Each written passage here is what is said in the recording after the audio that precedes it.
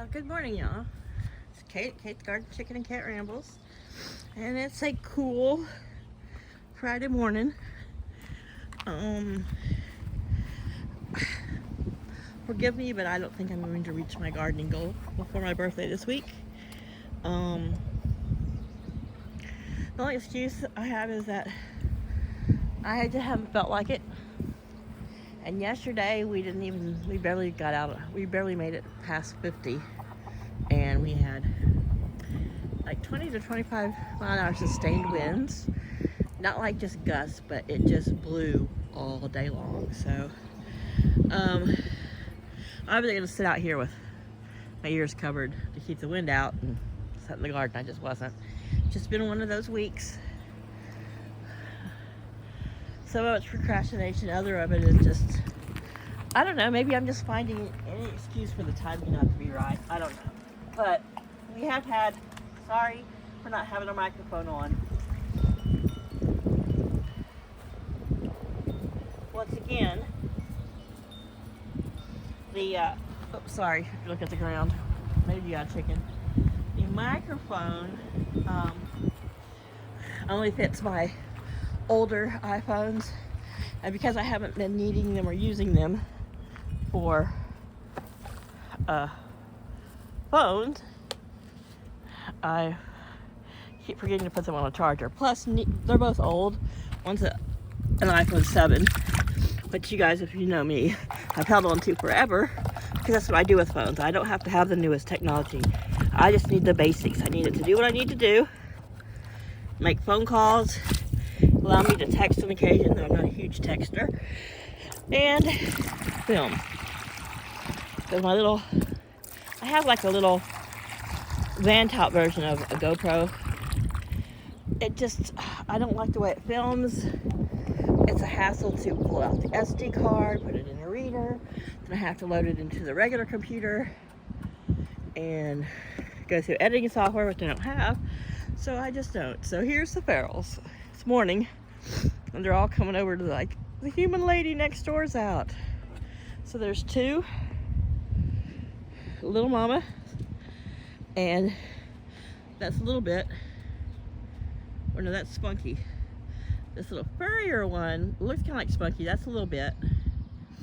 Who are you? That's the one I call Charlie. He's black with a white stripe on his nose. Those two don't have names yet because they don't come any closer, but these four, plus there's Nomad. She's the female that has, this will be her second summer maybe. Maybe she started last summer living in the front garden up here and hanging around and wanting food. So we'll go take a look at the garden, but I'm about 4 feet away. It's about as close as I can get to them. Now Nomad will come right up to me and flop down at my feet, but she doesn't want me to touch her.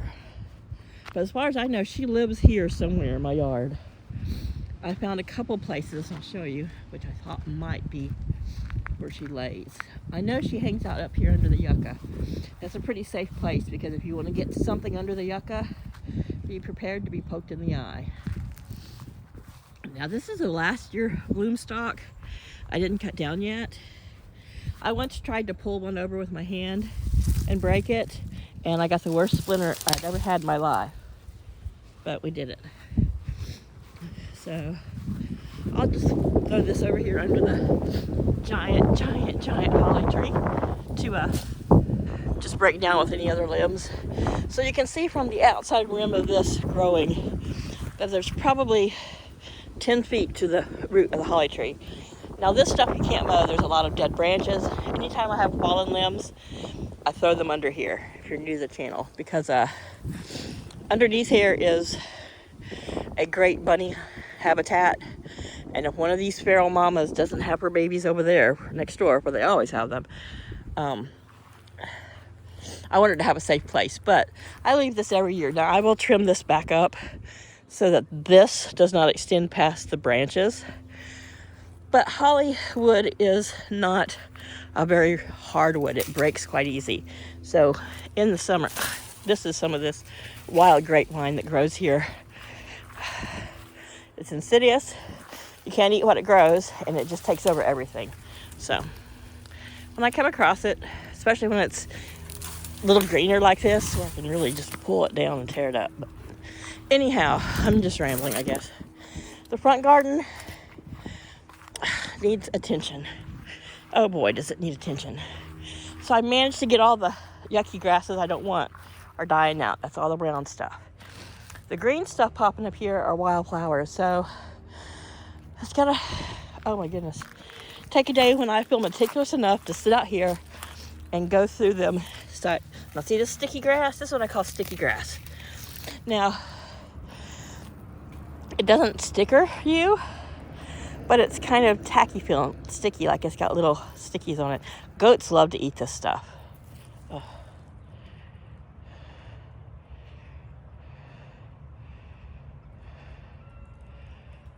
Sorry, my phone did something weird. But goats and pigs, they love to eat this stuff, but nothing else will. And it is so invasive. And I know nowhere have I lived and gardened have I didn't deal with this in the Carolinas. I didn't deal with it in Oklahoma and Texas or Missouri. I don't know what it is. I need to look it up. But so you cut that little oak tree that wants to grow, or elm, whatever it is. So yeah, we still got a few of the Spanish bluebells. Of course, here's the white rose that's putting on little buds. Right there, that will be a white rose, creamy white, kind of more of a off-white creamy color. I don't know, maybe it is white. So here's the really last of the tulips. But yeah, the lilies are all coming up nicely. These right here will be the big yellow with a darker brown-throated. Oh, I can't think of the name of it. It's named after a man. A man named it, but. And then we've got daylilies coming up. So I'm gonna let these green die out, and then once all the tulip petals have died out, I'm gonna go through there and dig out a bunch of bulbs and move them. This will be a very pretty light pink rose. First bud I've seen trying to open my rose season. Pretty. Here's a little yucky one. But yeah, so, and that's actually coming off the rose bush I want to transplant, which is a floribunda right here. These others are knockout roses. This was labeled a knockout rose, but it doesn't act like the others. But yeah, the rose bush is above my head now. I was so lazy with not getting that trimmed. And the dogwood still has bright white flowers, so that's usually a sign that it might be a little bit early for me to put seeds in the ground. We're supposed to get a little bit of rain this weekend, but as I said, we've had the last few nights get down into the 30s and 30s and 40s, and so it's been really too cold to put little bitty seedlings out here. Last night I did not cover, came out and watered, but the wind was so bad that none of my little soda bottle cloches were working. I was worried that the cats they must have. See, I have an onion coming up here. I can keep the damn cats out of there. So I put some extra netting I had around the tomatoes, and I may have to, I looked for my white netting, garden netting, and I think it got tangled and I threw it away, or I put it somewhere where I can't find it. That's for sure. So, well, I'm gonna go in and go potty, and I'm gonna come out here, and Paul's not home yet. It's about 10 probably by now. I think he's stopping the commissary to do some grocery shopping. So these guys all have fresh water. Birds and felines alike. Now, this was in the shade. Now it's back in the sun. So that's pretty much the most guaranteed place it's going to stay in the shade. Everyone's doing good. I didn't pick her egg up last night. They got up in the tree again. I just watched her popping out. I picked her up. I trimmed her booty feathers that had some old poo stuck in it, where she probably pooed while she was sitting in it. But yeah, everyone's good. And I'll add more to this after I go to the bathroom. Okay, y'all. I'm filming you out the bathroom window. Yes, I am. Guess what? I am sitting on the toilet. I'm finished doing my business and all done. And I sat back down to so I could readjust one of my socks, and the curtains blew open, and it was just this is my view outside the bathroom window. Paul and I spend a lot of time standing in this window. We'll catch each other sometimes just standing there going, "Are you watching the birds?" So there's my coop there all in the shade. And this is probably more of the light we're going to see, you know, through the summer. So you can see right now it's 10 a.m. and their entire yard, except for over there behind the chicken shack and in this corner by the coop, is in sun. You can see a little shade there that is being thrown by the pavilion. So typically in the summer, usually by this time, by 10 o'clock on a summer day, it is so super hot. It's, you know, it's already, you know, up in the high 90s typically in the summer. So I think this year what I'm gonna do is I have that 6x8 shade cloth. I think I'm gonna stretch it there between that leaning pole, which that pole is attached to that pallet. It's not going anywhere. There's nothing attached to it anymore. Oh, some hawk net over the top. Yeah, but I think from there all the way towards the entrance of the coop there, that solid pallet that looks like I call their little boardwalk, I think I'm going to put the shade cloth over that, because that's also one of the first areas to start getting shade once you hit about 12:30 or 1 o'clock and the shade starts coming from the left of the screen over the yard. So that way they have, in the hot mornings, they can walk along there. They can get out of the shade. They like to sit there. They like to walk along there and talk to Laddie and Flower. So it's hard to put it anywhere else in the yard, especially with the wind catching it. But I think right there between the coop and the house, and I think it'll probably do better right there. And so I'll probably have it about 4 or 5 feet off the ground. I don't like blocking my view, but I'll be able to see under it. Because in bad weather, or if I'm not feeling well, or even in the winter, this is one of my best ways to spy on them. Especially when they start singing and doing the egg song, solidarity song, or I hear squawking that doesn't sound like they're normal. Get off me, you brute. I want that perch, you know, I want that piece of food. Those kind of squabbles, you kind of can recognize those noises. So you can't really tell, but while it's in shade, over there in the chicken shack, you can just kind of see, to the left you can see Luna the silver-laced Wyandotte, and then both of the Brahmas are in there. So it's nice and cool. They can perch, or they can lay on that cool, that used to be an old type of plastic sign that goes into those big framed billboard signs that was advertising for a vape shop here. But so you can see Cosmo just heading in there. You can see Zin Zin's heading in. You can see Lily's little booty sticking out.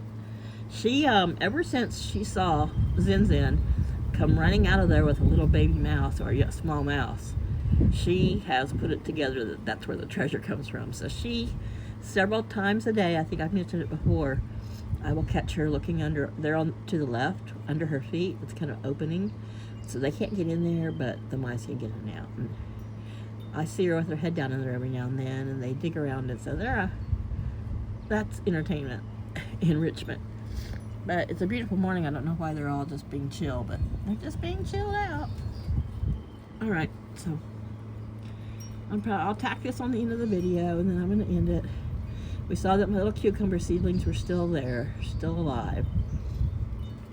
And I think that post right there in front of their little coop is not holding really anything up. There's some hawk net draped across the top of it, but it's not really holding anything up. So I think I've got a plan to use that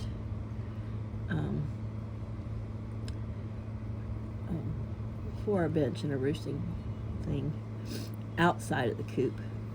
Oop, there's one of the strays. For Laddie and Flower, I'm going to use that. I'm going to cut 2 legs off of it, each end, and then I'll leave about a 4 or 5 foot across in the middle. And then I'm going to mount it to the edge of this pallet here where I have all these pots of plants, and I can set flower pots up there. The birds can stand on it. Whatever. But anyway, just rambling. So, like I said, we know that the tomatoes are alive and the cucumbers didn't get eaten by the bunny. It won't be till Monday until my fence gets here. So I'm trying not to do too much digging. Also, weeding in there, because I found anytime I'm pulling out the grass and weeds, the cats are going over. They're going, oh, look, she's made us a potty spot. And so I want to be able to get the fence up so that I can just get out there, get it done, get it weeded without interference. The chickens aren't really bad. They're not too much interference until you try starting to put seed out. So, but I want to get this fence up, and I want to keep the ferals and the chickens out of the garden area.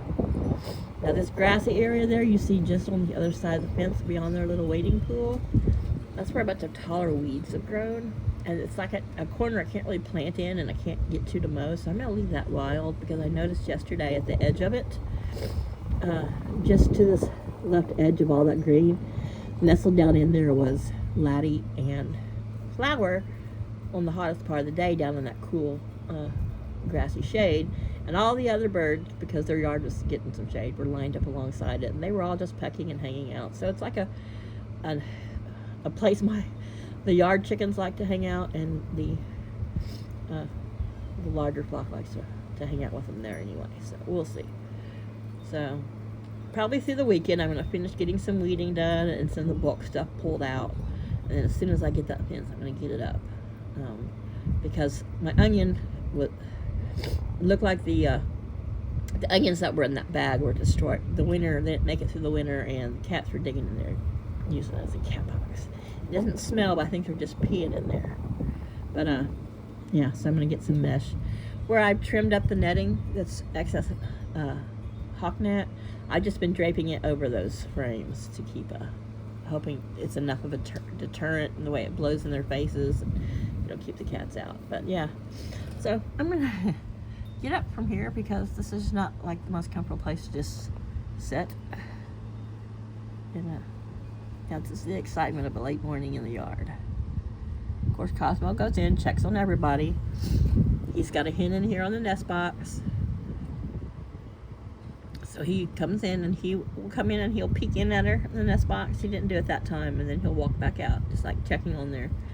Now, if I go out there, they'll all come around the fence and just stand there like, treat lady, treat lady. So hopefully Paul's picking up some blueberries at the grocery store, and then they'll have some purple treats.